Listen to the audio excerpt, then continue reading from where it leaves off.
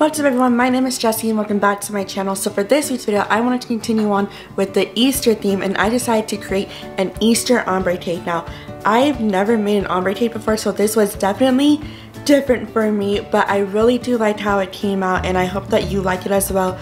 But without further ado, let's get into it.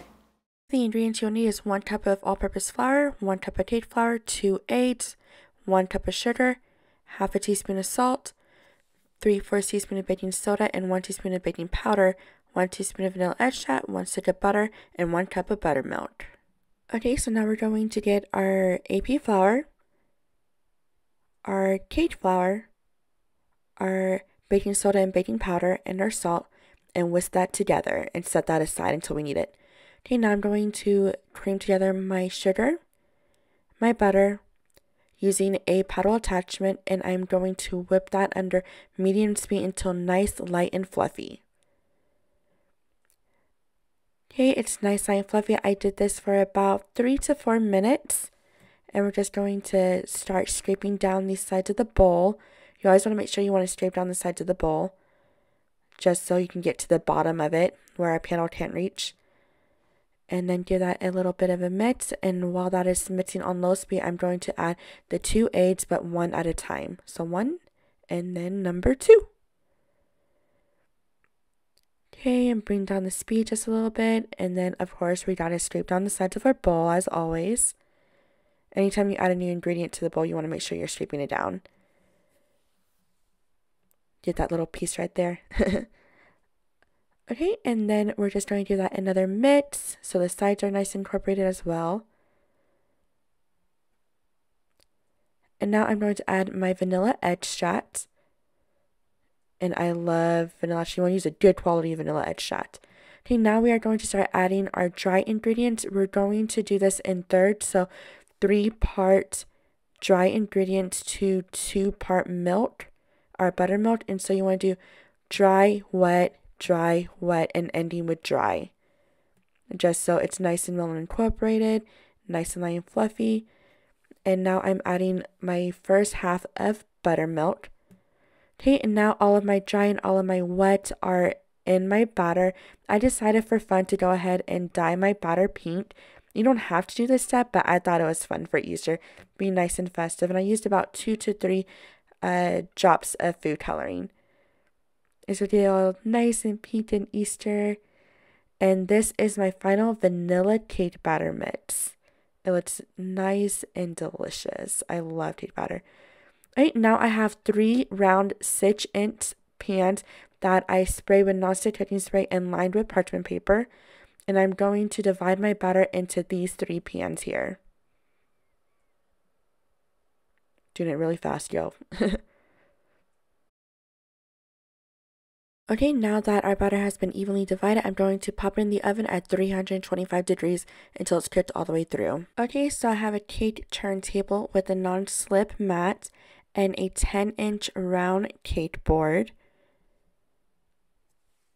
And I am just going to do a little bit of icing. I'm going to put it on the bottom of our cake board so that it acts as a glue for our first cake layer and it won't be flopping all around the board.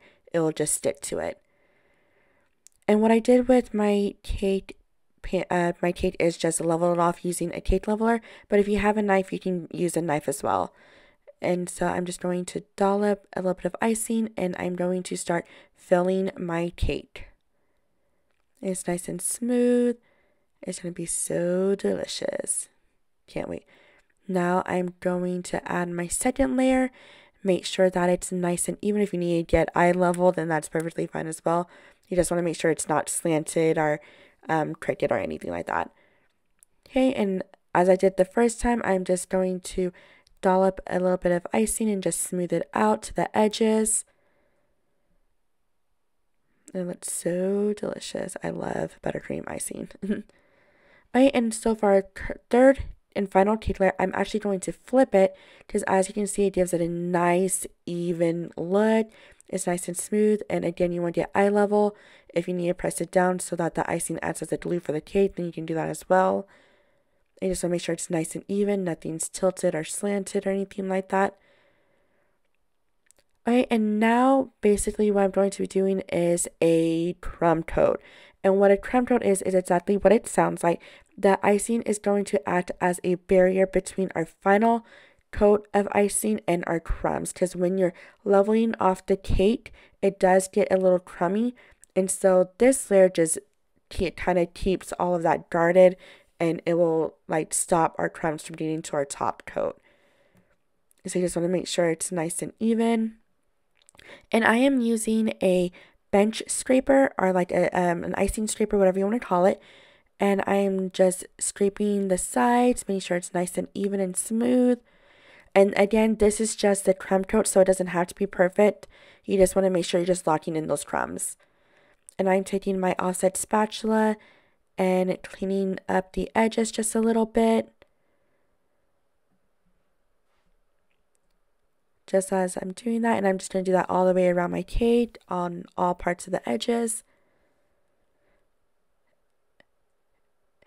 And it looks good to me, and so now I'm going to pop this in the freezer for about 10 to 15 minutes to cool off. Right, and so while our crumb coat is cooling, I am now going to get started on coloring for our ombre. And so I decided to use some orange food coloring to make an orange ombre cake. And you can use any color you want. If you want to do yellow, if you want to do pink to match the inside of the cake, that's completely up to you. And I'm using about 2 to 3 drops, depending on how vibrant you want the ombre to be. You can add more or add less, up to you. I'm just going to do that in mix, and look how light and pretty orange that is. Okay, our cake is out of the freezer and it's nice and cooled off. It's not sticky. And I went ahead and put our orange icing in a piping bag, and I just cut off the tips, and I am just going to start making my rounds around the cake. And I'm going to do about 3 rounds of the orange, and then I'm going to do 3 rounds of the white until all of my sides of my cake are covered. So that's my final third orange. And now I'm going to do the exact same thing with my white icing. As you can see here, I'm just slowly, as you can see, using the turntable makes it really easy to make my rounds around my cake. And so this one I'm using will only cost me about $9 to $10 at my local craft store. So I would definitely recommend it if you're into cake decorating as much as I am. I'm just going to drizzle it to top, and I'm going to take my bench scraper again, and I'm just going to slowly scrape the sides. Well, not really scrape, you don't want to take all the icing off. You just kind of want to make it nice and even and smooth looking. As you can see, as it's making it nice and even. And if you get icing along the edges, that's fine, you can clean it up. Or if you accidentally scrape too much, you can go back and add more icing as I'm doing here, then that's perfectly fine. You can just take a little bit of a spatula and kind of smooth it out a little bit better. And so, yeah, if you accidentally, no biggie, if you take a little bit too much off, you can always add more. Just try and be a little bit careful not to ruin anything else. Okay, our sides look good, and now I'm just going to start working on the top part of my cake and smooth that out and take it to the edges. And then I'm just going to bring in my edges to make it nice and smooth. And if you find that your icing is starting to get a little warm because it's been out for a while at this point, you can put a pause on this and pop it in the freezer and let it cool down again. Because you don't want to be messing with like super warm icing. It's just going to be a big blobby mess. Okay, and now I am taking, I want to say it's a star tip. I'll put the official name of the tip in the description box. But I'm just making little swirls here with more of my orange food coloring icing, my food color icing. Just little dollops, and they look so cute. Okay, I popped it back in the freezer to cool off, and then I found these bunny candies at my local craft store. They're so cute. They're holding little carrots. I was like, oh, I have to get these. And so I'm just going to put one on each of my little dollops on top of my cake. It's going to be so cute. And so I'm just going to slowly add them in. And my last final one. Yay, and there you have it.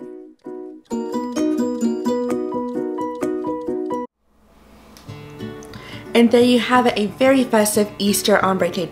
I really hope you enjoyed this video because I, as always, enjoy making it for you. And if you did enjoy it, don't forget to give it a thumbs up and don't forget to click subscribe along with that notification bell so you'll be notified every single time I upload a video. And as always, I'm going to be putting all of the ingredients and measurements down below to make the cake along with my social media, so check it out. But until next time, I will see y'all in my next video. Bye!